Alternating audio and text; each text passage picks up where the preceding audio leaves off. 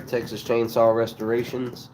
So today, this is my day off, so I figured I'd do a little work on this. This is my Leatherface replica. It is an actual early model 245A in farm yellow. I rebuilt the carburetor with a carb kit that I had bought from eBay. I buy a bunch of them at a time. Uh, but I think it's like one of them cheap Chinese versions or something because the needle is still kind of getting stuck. So this is going to be the second time that I take the carburetor out and rebuild it. I'm going to put a different kit in there. This is a nicer kit. So that's what we're going to do. I think this will be cool for people who've never done this. I think I did make a video before exclusively showing you how to rebuild the carb on this, but I figured, I may as well just live stream myself doing this again.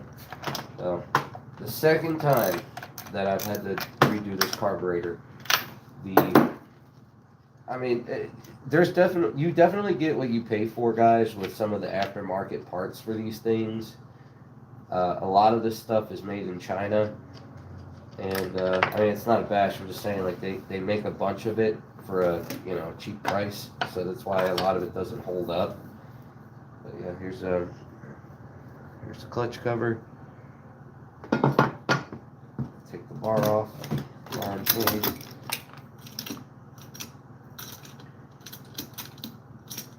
Yeah, a lot of this aftermarket stuff doesn't really hold up. The stuff that comes from China, in particular, at least what I've noticed. Unless it's like a gasket or something, which I don't even buy those anymore. I ended up just investing in some gasket paper, and I make my own now, so that way I don't have to keep spending, $14 every time I need a new intake gasket or a new fuel tank gasket. Now I can just cut them out on my own, save a ton of money that way. So yeah, here we go. I'm going to put a nicer carburetor kit in here, and I'm also going to clean up the carb again. Keep this out. For the handlebar, we're going to use 7/16 and then 5/16 for the bottom part, the small screws. Like this. I guess you don't technically have to take the handlebar off to take the gas tank cover off, but I feel like the drill kind of presses up against the handlebar and you can't get on that screw flush, and if you can't get on that flush when you're taking it out, you have a really good chance of stripping it. So I just take the extra few seconds to take the handlebar completely off so I don't have any issues.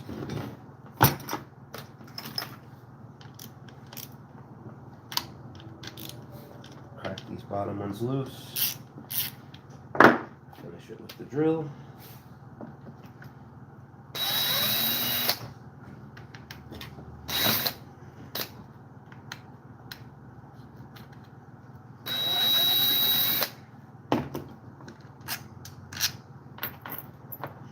Off to the side. There's our handlebar. Alright, I need to turn it back. Let's take the wire plates, put them out of the way. Okay, now, good trick to take the gas tank cover off, because I know a lot of people say they get stuck or they strip them. Yes, the majority of this saw can be taken apart with a flathead screwdriver and a 5/16 wrench. But when you take these off, it's best to just use a drill, flathead, and put a lot of pressure on it and just torque it. And that usually will break it loose. Just like this. Boom. Slowly take it off so you don't ruin the gasket. See, our gasket's still intact. Screw is good. Set that off to the side. I did already replace the fuel line, so I'm just going to leave that alone.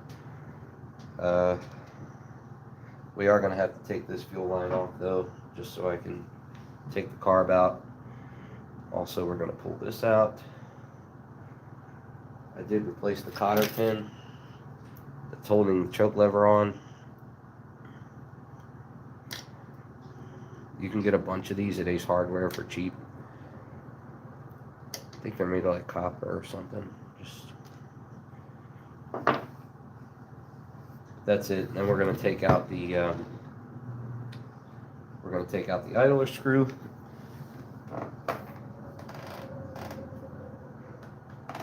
Let's see,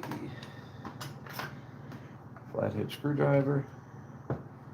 Yeah, man. If you guys join the stream and you have any questions about these saws or the saw used in the original Texas Chainsaw Massacre, ask away, man, and I'll do my best to answer. I know I haven't done many videos lately. It's just because I've been super busy with work, and you know, I try to do these as often as I can. Let's see if we can salvage this fuel line. Just gently pull it off. Still intact, no holes. Save it. And now it is time to crack the screws loose at the top.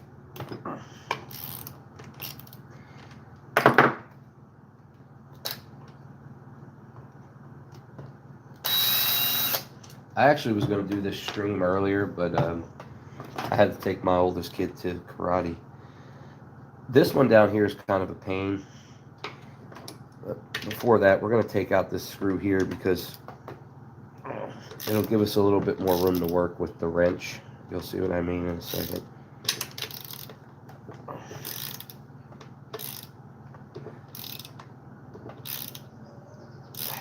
This is just another one of the screws that holds the top handle on the saw.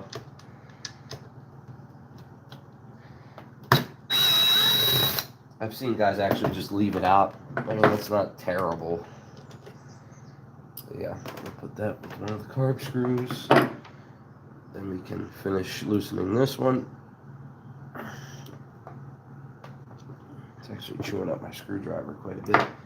Let's get a 8mm on it. There we go. Now she's moving.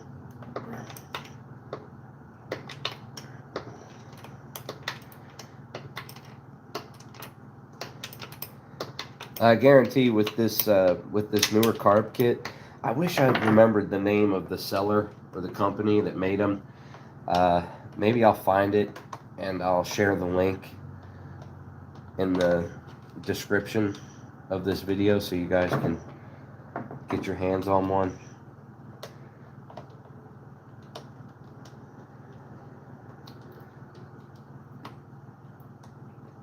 I mean, I rebuild so many of these that I buy them in bulk. But, I mean, if you want to get a decent one, you only got one saw and you want to get a decent carb kit for it, I think like $14, you'll get a decent one. Okay, so now we're going to try to keep this intake gasket intact. It looks like all of it is secured to this side so it won't tear. Sometimes like half of it will stick to this side and the other half will stick to this. And then when you take it off, it'll rip it, and then you got to make a new one. But we're going to try not to mess that up. Just gently put your screwdriver behind there. It's loose. Pull it out. Boom, done. Done deal. Check our reeds too. Reeds look good. They look nice and closed. Usually telltale is if you look in the back here and if you can see light through the other side, or maybe this one could use some flipping. I may flip this one around, but honestly it doesn't look so bad. I'll flip it around anyway. But yeah, check that out. The gasket's actually completely intact still and it's on there, so we're just going to leave that alone. Push this off to the side. We're done with it for this moment. And now we will work on the carburetor. So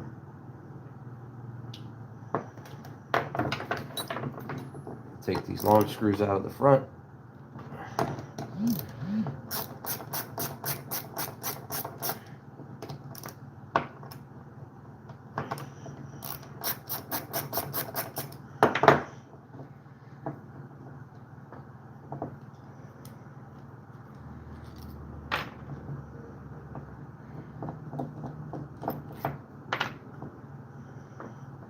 Sometimes you'll lose this gasket too, but it's still intact. Super clean, man. Saw was taken care of, that's for sure.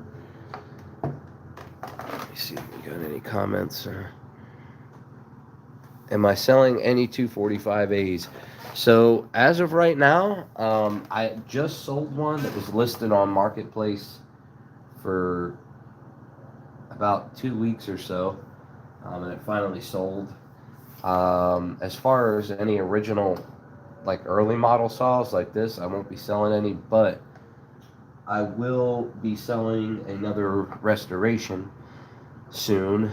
I got a lot of people that ask for first dibs on it, but I tell the folks that ask that, I mean, if you guys don't want me to, list it out there and somebody wants first dibs, actually, if you put a deposit on the saw, then it's yours, I hold it and finish it and sell it exclusively to you. So if you want dibs on the next one, man, that's how you get it done. You send a deposit and it's yours. I've done that for quite a few people. I mean, because I do get a lot of people that ask all the time, if I'll hold a saw for them, and I have to be fair. There's a lot of people that ask, so I mean that's a fair way to do it.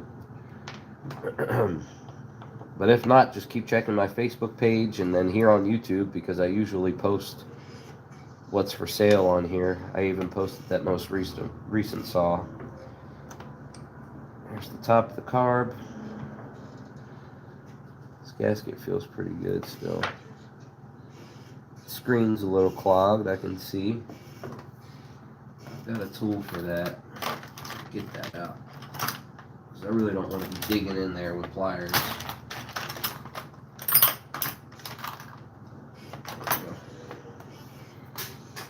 Little tool for the screens. See how easy that was?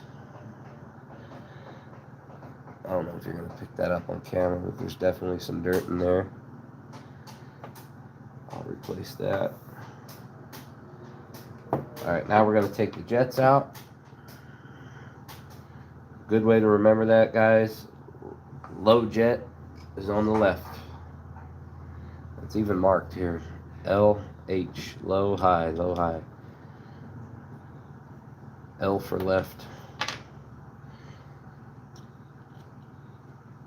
We're going to take these out, and when we rebuild the carburetor, we will put the carb back to factory settings, and I'll show you guys what that is. Okay. Now you also don't have to worry about mixing them up either, because the high jet's a lot thinner, or sorry, the low jet's a lot thinner than the high jet. You can see the different sizes of the holes here. Now we're going to take the diaphragm out, which is on the bottom side of the carburetor. It's got to be buoyant, flexible, and the spring has to move up and down, which I don't think this spring is doing that. I think the needle is getting kind of stuck in there.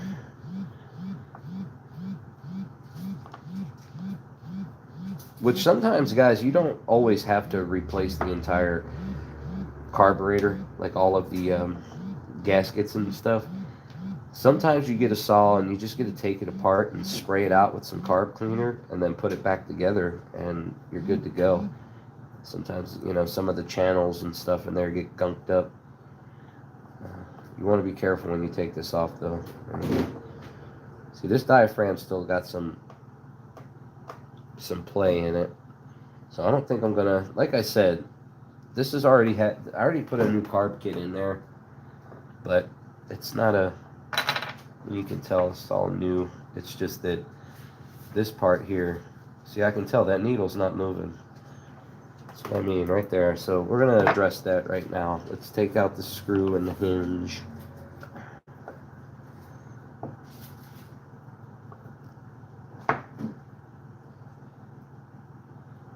May just need it clean in here.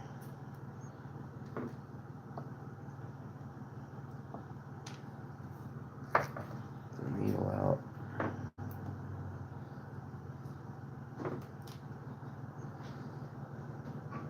Alright.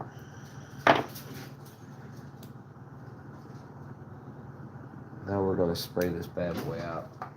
This is all you need right here, guys. Some gum out. You don't need a ton of it. You know, don't go crazy. I know some guys, they actually just like soak it overnight. I mean, I guess that's not a bad idea, but I've never had to do that. Just get it inside of all the little grooves, and conveniently comes with a little coffee straw attached to it, which is good because it fits in all of the little holes. Spray the jet holes out.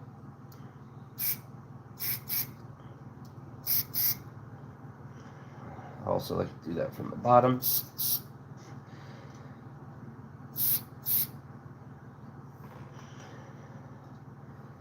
Hold the throttle open.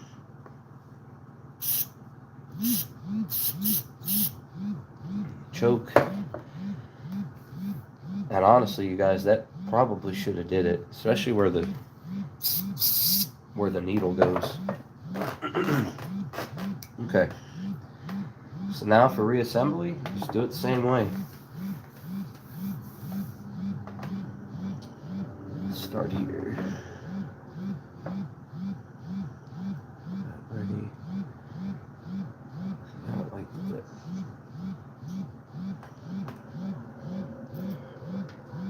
Spray the needles off to the jet screws. We'll run a little spray.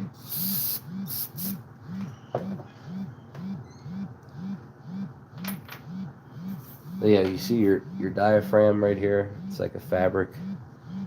You want that to kind of move like that. Oh, screw it. We did this video because we were going to replace the entire thing, so let's just do it.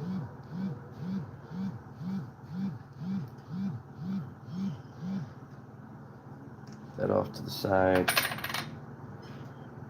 Take these off.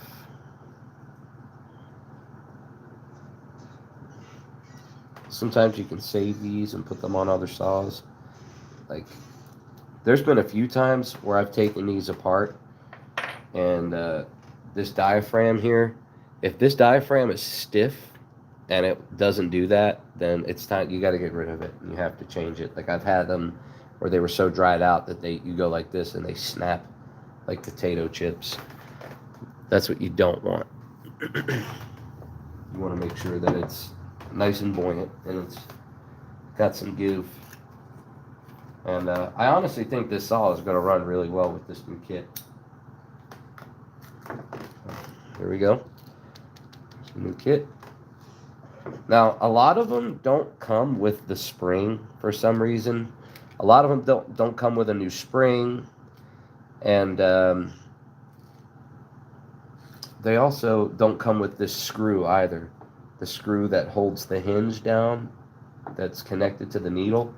So when you are rebuilding the carburetor, depending on what kit you buy, just make sure you save the this little screw here, you know, at the very least, and your spring. Even though sometimes the springs actually have to be replaced as well, because sometimes these kind of aren't so good anymore either. And this is all in pretty good shape, and it's still new, so I'm going to save this stuff, and it might work in another saw. But for this one here, I want to make sure that this one's as good as I can get it, and we're going to replace everything. So here's the new hinge. It actually comes with a new rod for the hinge as well. Invest in some tweezers or really small needle nose pliers, guys. It's helpful when you're doing these carburetor rebuilds. Maybe even some that are magnetized, but this one's not, so still having trouble getting it out. There she is. Okay.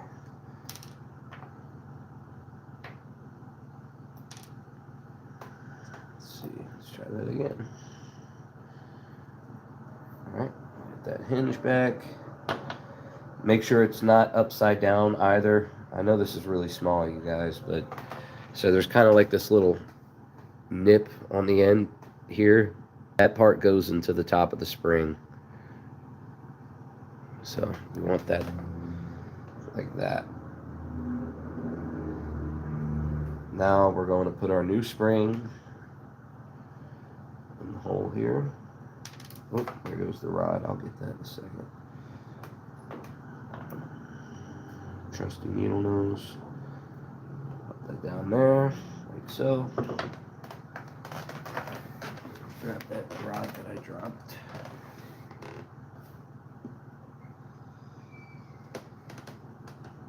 If I can find it. I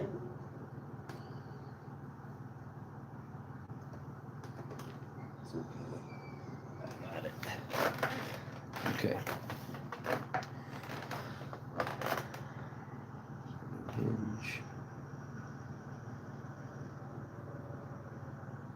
Our new needle. Attach that to the end. It sits in a little fork. You should have your setup like that in T-shape. Gently lower that down into the hole. Boom. And it falls right in place. Usually.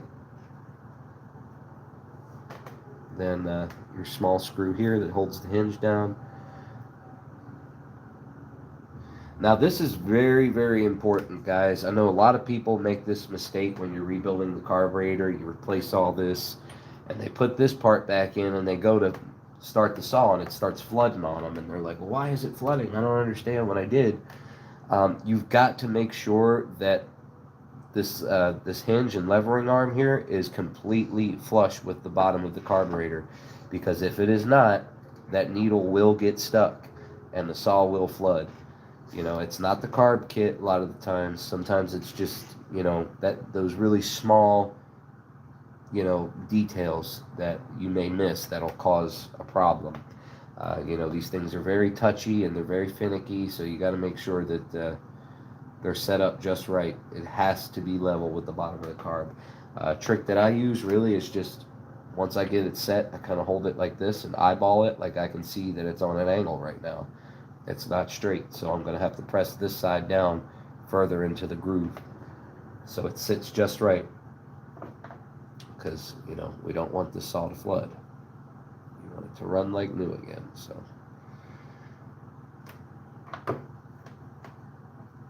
see, moving it over just that tiny bit just made all the difference. And then we can start threading this screw in. And, you know, you don't have to tighten it all the way down yet until you know, make sure that your arm is flush. So kind of slide it over a little bit with your finger, play with it, push it down like that on both sides. Just make sure it's completely flush. I mean, sometimes you get lucky, and as you tighten the screw, it'll fall flush on its own, but that's not always the case. So just be mindful of that when you're doing this. And it doesn't matter the carb kit you have.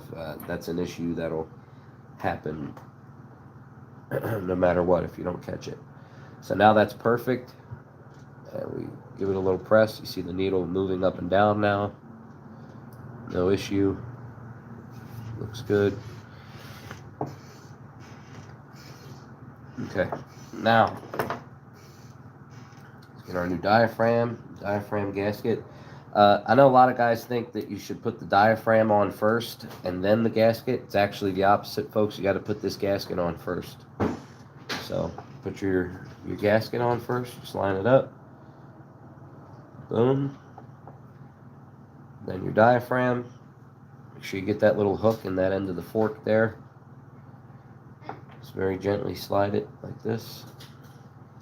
And don't be afraid to rip it. It's not going to rip unless you're, you know, being crazy. Just hold your finger on it, line it up. Boom. You can feel it bouncing. It's good. Now you put the bottom of the carburetor back on. Just like that.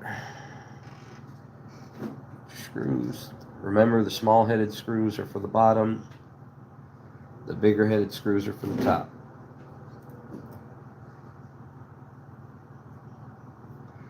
tell you, now that we're doing this saw should really run well. It shouldn't be bogging down anymore.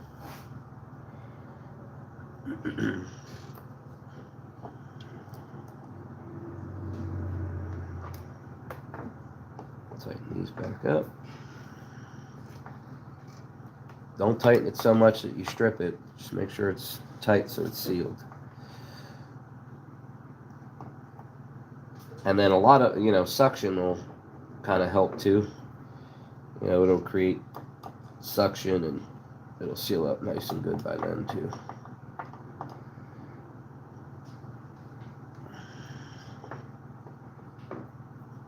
I wish I had another Ireland carb. Tillotson actually had some made in Ireland, and I've seen a few original saws that had them in it. Like I had a 306 manual oiler only that had an Ireland-made carburetor in it, and the only difference is that they don't have governors on them. And they usually run pretty hot. So here's your governor right here behind the choke. And these saws, you can't really do too much. I wouldn't fool with these. Most of them are set where they're supposed to be, and that's all you need, and you can still get a good tune out of it as long as your carb is airtight and all, and built right. But I've seen some guys play with it. You really can't do too much with these saws, guys. They're not racing saws. You can't race them. They're not the fastest saw. I know people like to say, oh, they're torque monsters. No, they're not. I mean, they're just not. They're not even for a saw this size. It's a 74cc engine in this thing. There was other saws that were 74cc that made during the same time that would smoke these. But that's not why I like these saws. I like them for other reasons. They're still great for homeowners and stuff. They'll get the job done, but this 74cc engine here, feels like a 59cc engine compared to, some Homelights or McCulloughs. So don't play with the governor. You're not going to get too much more out of this saw than it's going to give you already. So. New screen, filter screen right here. Slide that down. That's usually pre-folded and pre-shaped, so you don't have to sit there and play around with it too much.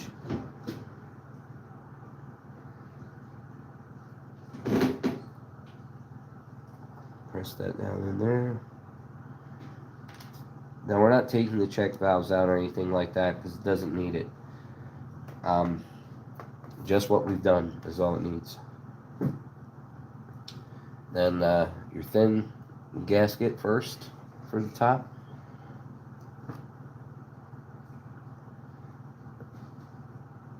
Then the thick guy right here. Sometimes your car will need this. I mean, if it's absolutely junked and it's not, after you rebuild it and all, then you're going to have to pop these out and put new ones in. But this carb's sealed pretty good. It just needed a new needle and stuff.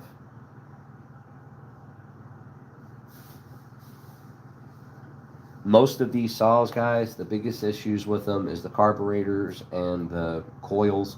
When people buy them, a lot of times they will have spark, and all they need is a carb rebuild, and they will run. I mean, unless it needs crank seals, that's another issue, or the piston is scored up and it has low compression, then you just replace the piston. Sometimes you need to replace the piston and the cylinder, but they are really easy fixes, and they've held up. Most of them have held up over the years, and most of them are still in running condition and don't need too much. There's people out there who buy one because they want one like the movie, and they end up selling it because they don't know how to fix it. And I try to make content for those people so that way they don't have to sell it or take it to a small engine shop and get robbed. You can fix these things on your own without being you don't need to be a incredible mechanic or anything. It's pretty simple mechanics. Just a simple, very simple two-stroke engine, not hard to figure out whatsoever.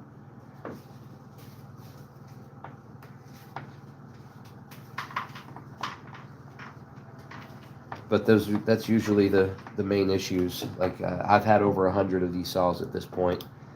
and I've worked on probably more. And those are the most common issues I come across. Is low compression because of the piston and cylinder, or the carburetors need rebuilding, or it needs a new coil. But anytime you get one, even if it runs still, unless the owner already rebuilt the carb, at the very least, if you don't have a carb kit, take it apart, spray it all out, and put it back together. And I guarantee you, most of the time, that's going to get your saw to run. This is a big thing too, guys. You've got to make sure that these reed pedals are completely closed. Like, you don't want this going on. A lot of times you'll see that. See how that reed pedal's sticking up? You don't want that going on, because you want gas to go through this way and not come back this way. Because your saw's not going to run right. It's going to flood and all that. So a good way to negate that. Sometimes these are really corroded. There's a lot of corrosion going on. I've got a bunch of these, but this one's in like perfect shape. But just really quick to show you a good trick. Some guys bend them, take them off and bend them. You don't even have to do that. You just take these reed pedals off and flip them over and put them back on. And that usually closes this up. See, this one's it's open the slightest bit. Probably don't need to touch it, but I'm going to do it anyway just to show you. Always make sure these reeds are in good shape. So you just crack loose these two little screws.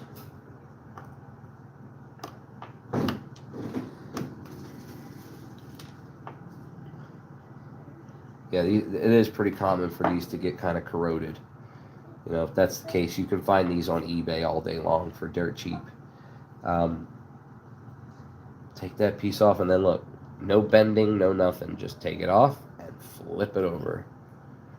Just that simple. And then you put your piece on top, screw it in, and you're good to go.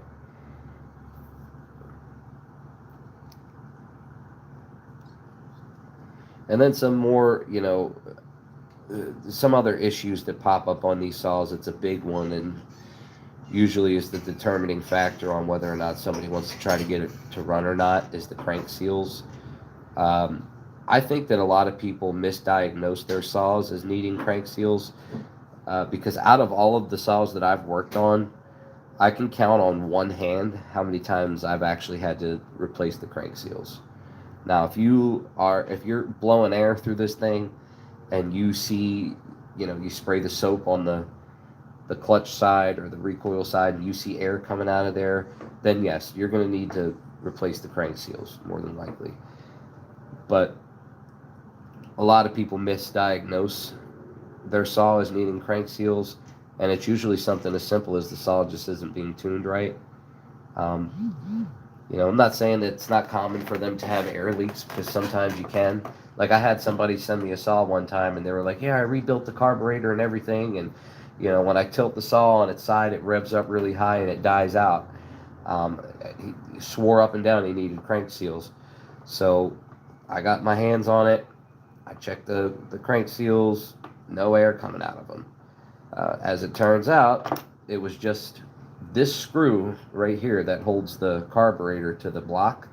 This screw was not tightened in nearly tight enough at all, so there was some air leaking out on this side, which was obviously causing the saw to, not run right, rev real high and die. So, don't always think the worst. These things were made pretty damn good. So look, check that out. There's no more give in that reed pedal. It doesn't move anymore. It's completely closed. And that's what we want.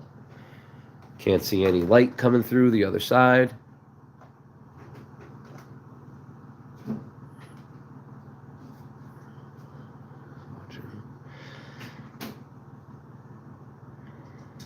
Jed Sawyer, how much do I charge for a restoration? So it depends on what you want, brother. It depends on what all you want to get done to it. So if you, for instance, my going rate is $200, and that includes complete disassembly, cleaning, any kind of fractures, cracks, scratches would be filled. That comes with the new fuel lines, new gasket, carburetor rebuilt, and the paint and all that. Now, if you want it to run again, depending on what it needs, say your saw needs a new coil, so after the $200, I would charge you per part that you needed. That's a pretty fair pricing method. Now, if you want a Leatherface replica, just for the cosmetic stuff and what I mentioned before, you're talking $250 to $275, and then you go from there. But if you've already got a saw that runs, $200, and I can get it going again, $250 for a Leatherface replica. And the Leatherface replicas obviously entail a little more work because I have to do the same process that I normally would for a regular restoration, but then all of the extra weathering that goes in. So there's hand painting and weathering that goes on to match it to the film.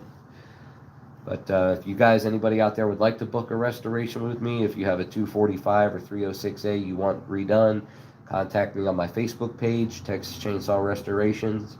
You can check out some of my other work. You basically get back a brand new saw. Now, for the people asking for me to sell them one, just keep watching, guys. I sell them all the time. I've got one that I'm working on. I won't be selling any of the original Farm Yellow saws. I've sold a few of them, and that was only because I wanted to make room for other saws that were in better shape. But I do sell later model saws that are repainted in the same exact color.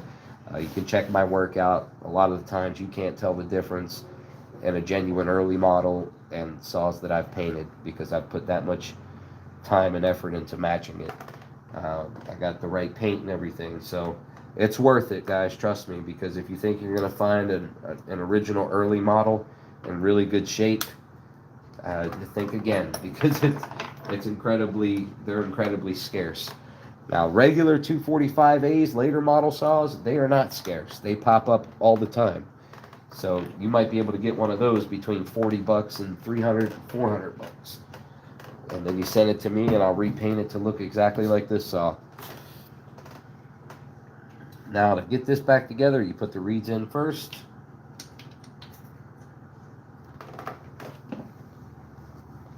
Oh, actually, first we gotta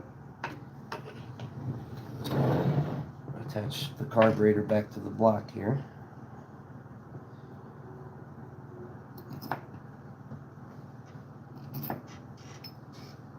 But yeah, if anybody out there is interested in booking a restoration, let me know. You can contact me on my Facebook page.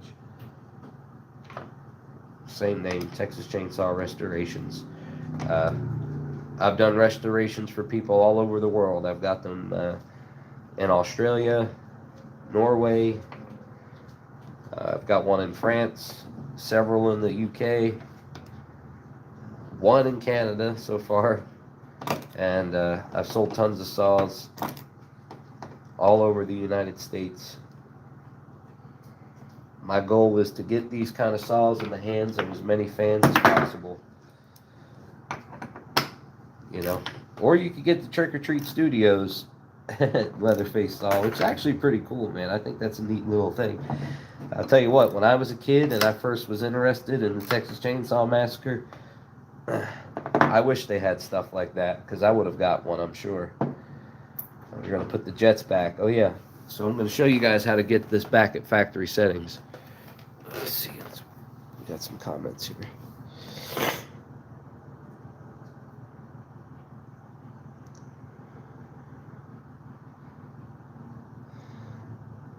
So, Sabrina, I definitely can't sell you one of these, man. It's not going to happen. But I could paint you one up. And if you've been looking for a 245 for months, you ain't looking in the right places. You got to be looking. Look on eBay every day. There's actually several on eBay right now as we speak. There's dozens of them on Facebook Marketplace. I find them every day. I mean, they're all over. You just got to keep looking. Those are the places you look at. If you need help with that, look through this YouTube channel, and you'll find a bunch of videos where I tell you all the good spots to look. But yeah, Facebook Marketplace and eBay are the two biggest ones, and they're there, guys. They're there. You just got to look. It's all about what you're willing to spend too, because I get that these are antiques and it's a free market, so somebody might have, like I found a later model 245A for $500 that wasn't even in running shape, and then I've found later model saws. I got one later model saw in mint condition that I only paid $200 for with shipping. Then I've had a complete 245A with the right bar and chain and muffler that I paid $10 for. So I mean, it's a free market. It's about what you're willing to spend and what it is you're looking for. But whatever it is you get, man, if you find it and you want it to get painted up like this, let me know. I'm your guy. But I definitely won't be selling any more of the original Farm Yellow saws. And also check my marketplace page, Facebook Marketplace, because whenever I do have one for sale, I post it on there. I also like to post them in the Poland group on Facebook, and sometimes the Texas Chainsaw Massacre Facebook group. So you'll find them there as well. Okay, good. What do I search up? I mean, well, obviously a 245A. Isn't that what you're looking for? Poland 245A chainsaw. Okay, so this is how you get your carburetor back to factory settings. You're going to turn both of these jets all the way in. Don't do it so hard that you mess up the tip of the jets. Just turn it enough till it stops turning. That's it. Don't put force behind it. All right? Start with the high jet. You're going to take this out one full turn.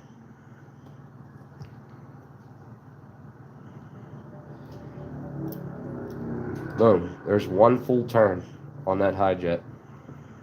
Spring is kind of funky. Boom. Then the same thing on the low jet. Start with one full turn. And then a half. So a half a turn. Boom. That right there is factory settings. I'm pretty sure if you have any owner's manuals, I've seen a lot of them out there for 245A or 306A. Owner's manual, it'll tell you the same exact thing. Same thing for a 306A because they're the same carburetors. Now, put it back in. You're going to get the throttle linkage over the butterfly, and it's the third hole down. It's the biggest one. Third hole down from here. Get the throttle linkage in there. It's set up to kind of hook in there. Sometimes you got to play with it a little bit, but once you get that part, it should fall into place.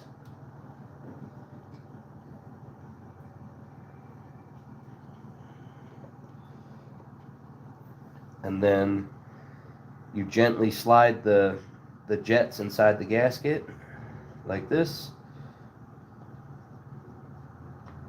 Boom. And the carb is already in place. See? And the throttle linkage is attached.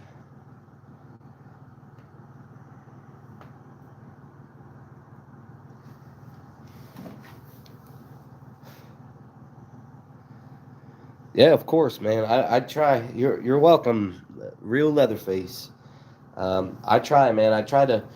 The thing is, guys, this channel is not meant for any other thing except for what it is, you know.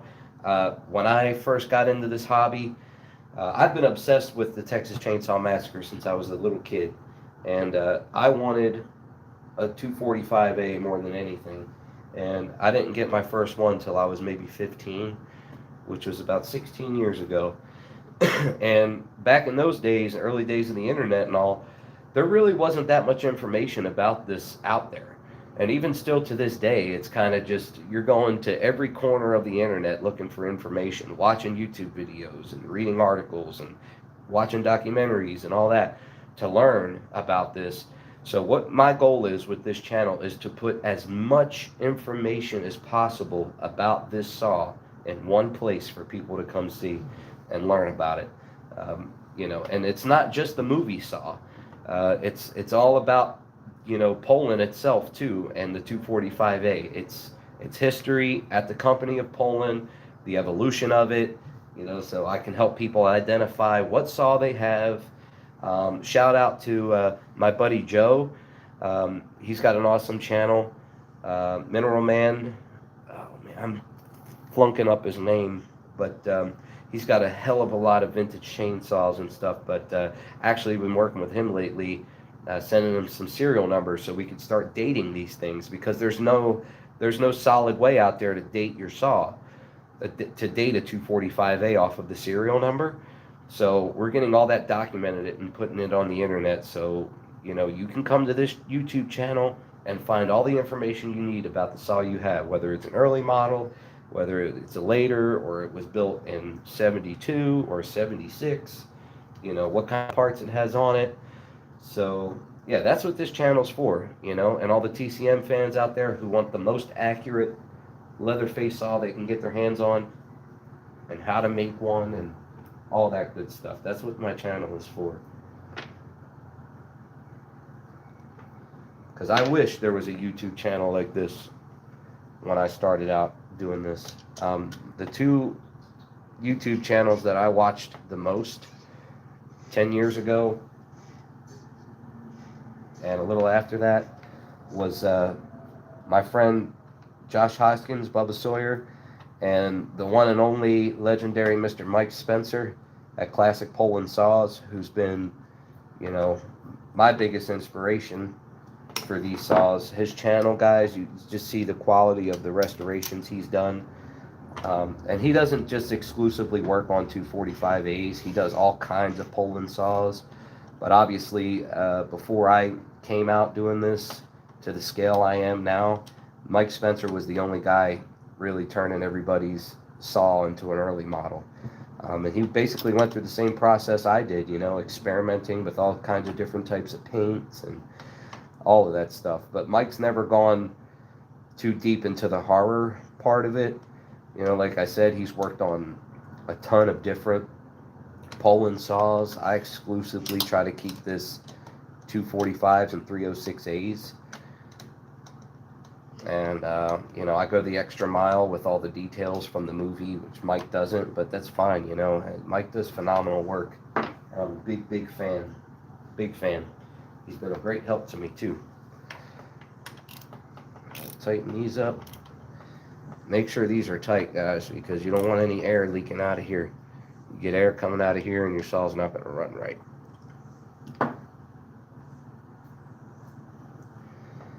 Down here.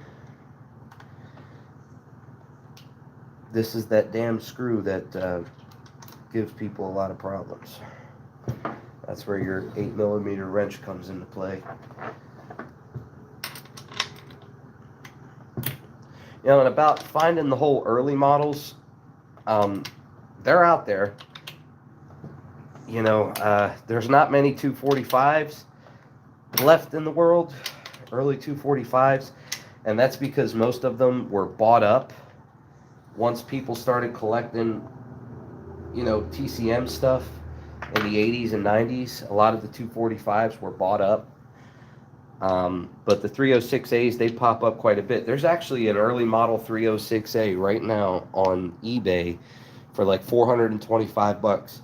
Now I'm not crazy about buying early 306As unless I plan on converting them.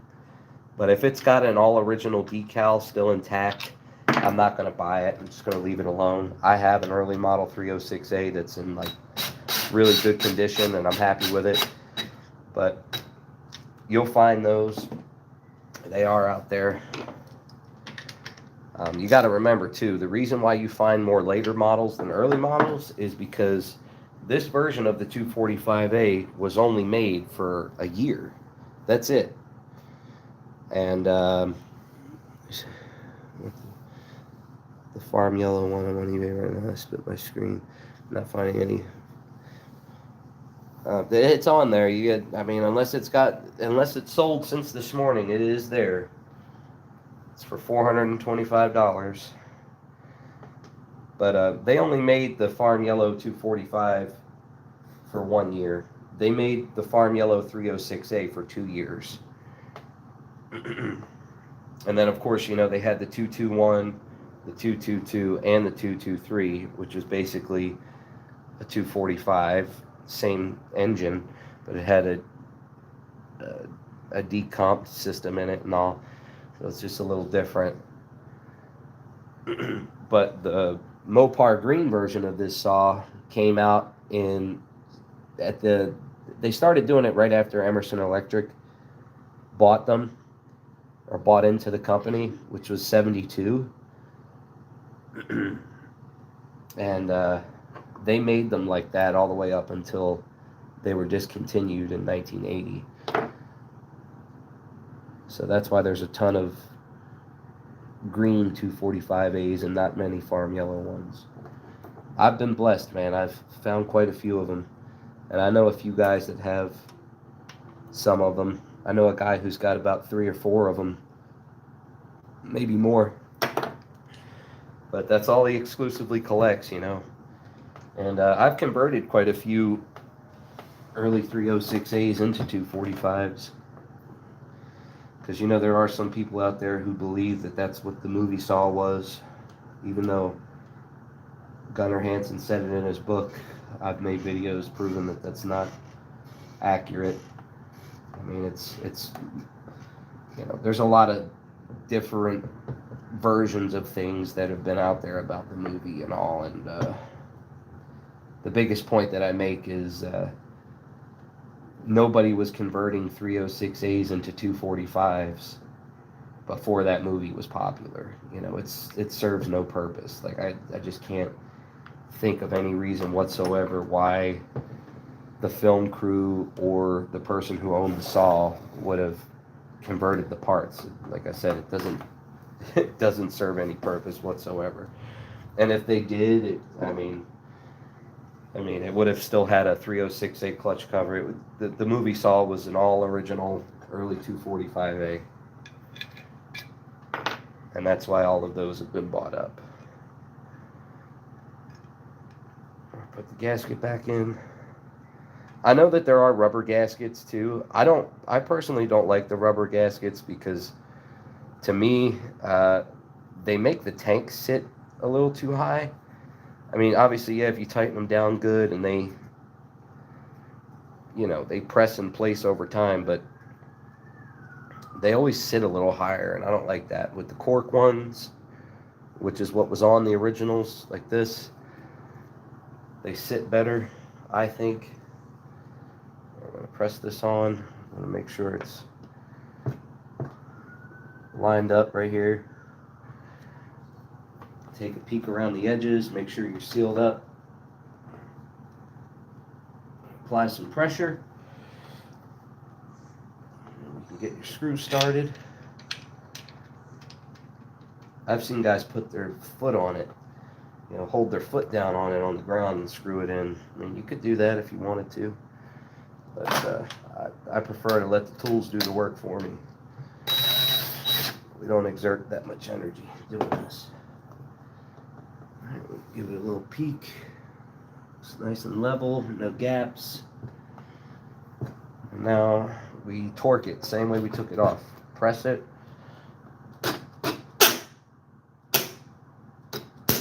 There it is. Alright, now we can put the handlebar back on and all that, but let's do this first. We're going to put air filter cover on. This one's missing the little pin that holds this inside. See, this is coming out. That's common.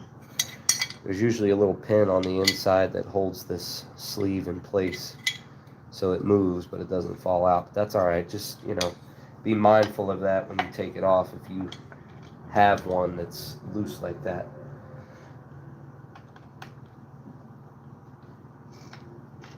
There's that. We're going to put the handlebar back on, tilt the saw on its side. Go this way. Clutch cover. Small screws on the bottom.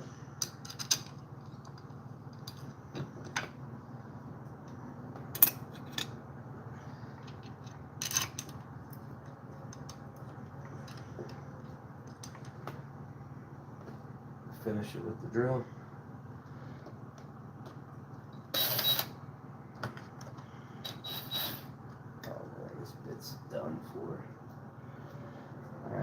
guess we'll finish it with the wrench.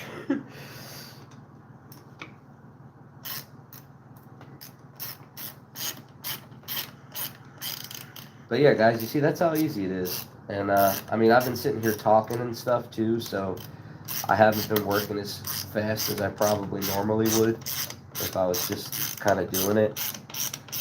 But this is, in all reality, this is like a 20-minute job. If you're 15 to 20 minutes, depending on the shape of your saw and what all it needs. But just to take out the carburetor and rebuild it really quick should only take you about 15 to 20 minutes.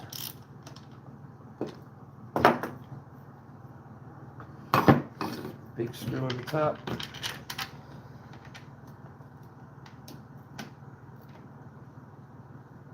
And I'll make an updated video on my collection too. I don't think I've made a full video on all of the saws I have right now since Halloween. Actually, October 31st was the last time I posted a video of all my saws in one place. And I actually sold a handful of them since then and replaced them with others. So I'll have to make another video showing y'all what I've got.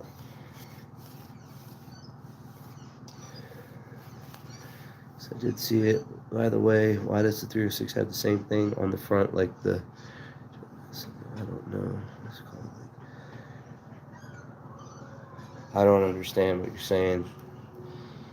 The guy that has 4 of them, so I'm not going to put his name out there, without his permission, but I will tell you that he has shared plenty of pictures of the saws he has on Facebook and quite a few of the Texas Chainsaw Massacre groups. Now, I'm not going to say his name because, I don't know how he would feel about me doing that, but he has shared plenty of photos of all of his original 245As on Facebook. Quite a few of the TCM groups. Now we're going to put the bar and chain back on. I've actually got, I want to put new bar plate on here. I actually had 2. I don't know what the hell I did with them. I had 2 set aside just for this saw. Let's start with this one. What on earth did I do with them?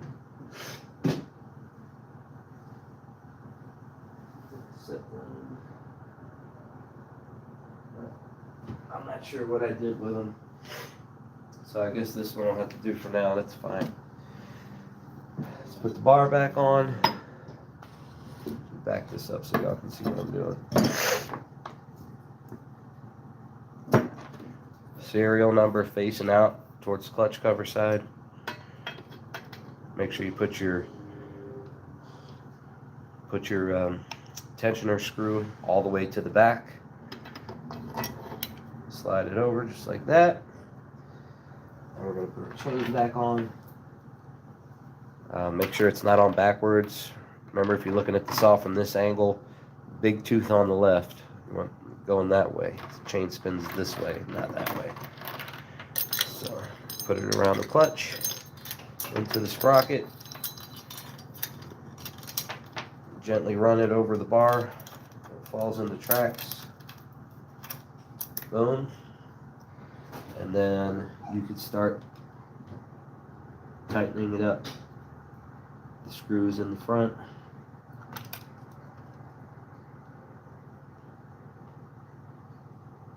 I've lost some sunlight because I didn't start this until I started the video, and it's now going on 8 o'clock at night where I'm at, so I guess tomorrow after work is going to be when I take it out and try to run it and see how much better it runs now with that new carb kit in it, or else I'd do it right now. That's good right there. Clutch cover back on.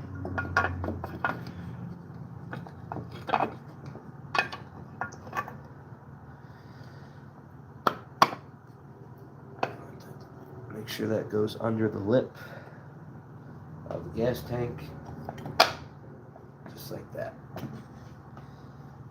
Right Put our nuts and washers back on.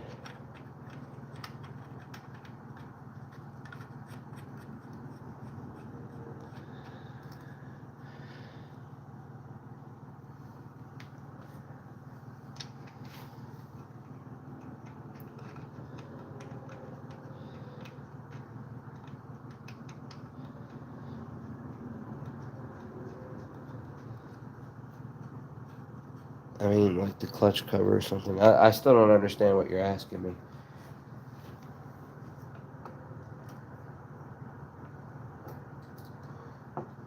Alright, change sockets. Tighten it up. Everything is the same on a 245 and a 306A, aside from the muffler, the height of the top covers, and the height of the handlebar. Cosmetically, it's the same chassis, the same clutch cover, same fan cover, same everything except for what I just mentioned on a 306A. The tank is lower down and the handlebar is lower down, obviously because of the tanks are smaller. But every single part on this saw you could put on a 306A and vice versa, which is why people, they buy the whole story that the movie saw was a 306A with 245 parts, but that's bullshit. I mean, I love Gunnar Hansen, but I guarantee you if he were still around, he'd correct that. There's actually quite a few Q&As that are on YouTube of Gunnar Hansen after the book came out and while he was writing it, where he talks about, there's a lot of stuff in that book that's wrong, but, he didn't have a ton of people helping him write it, because a lot of them had passed away and some of them weren't actually willing to talk at that point. So, hey man, how you doing? Thanks for joining in. We've been on for about an hour now. There you have it. She's done. Poland 245A, early model, decked out like Leatherface's saw. Carbs rebuilt. The saw's got great compression and everything. So tomorrow in the daylight, we're gonna fire it up and show you how she runs. There she is, right there. Poland 245A. In farm yellow. So on the next one here, I've got this saw that's, I'll show you guys. I got this guy here. This one's this is actually a 306A. I sent the 306A parts to a buddy of mine because he wanted to color match the decals and stuff. So I didn't have any extra 306A parts to put on it, but I had extra 245 parts. So I figured while it's sitting here, I put 245A parts on it. And, I'm going to finish putting this guy together. And this will stay at 245 until the parts come back in the mail, and then I'll convert it back. But yeah, if you look on the fan cover here, the ID tag, that's a 306A. Yeah, I mean, so you can see there's pretty much no difference in a 245 and 306. Same color, everything. Even the later models, they made a later model color for the 245 and the 306A. And if you get the parts on it, you get the right parts on it, and you make it look right, you literally can't tell if it's a 245 or a 306 unless you look at the ID tag. And if it's got a 245A ID tag on it, then the only other way to know is if you take the saw completely apart and you take the piston and cylinder off, take the engine apart, and then you can look and see the size of the cylinder bore, because the 245A has a little bit bigger of a cylinder bore because it's 74cc. opposed to the 306A's 59. But both of these babies run good, man. I'm thinking that this guy is going to run even better than it did before. You know, it should, now that it's got the carburetor rebuilt in it. And tomorrow we'll fire it up. Here's what I was talking about earlier, guys. This is the 222 prototype of the 245. I've done several videos on this saw.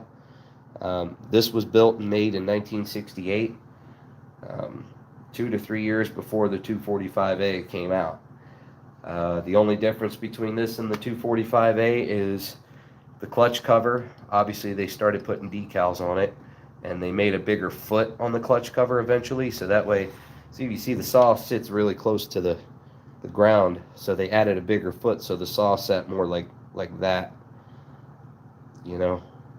So the only difference between this and the 245 is this has a compression release and a different kind of toggle switch.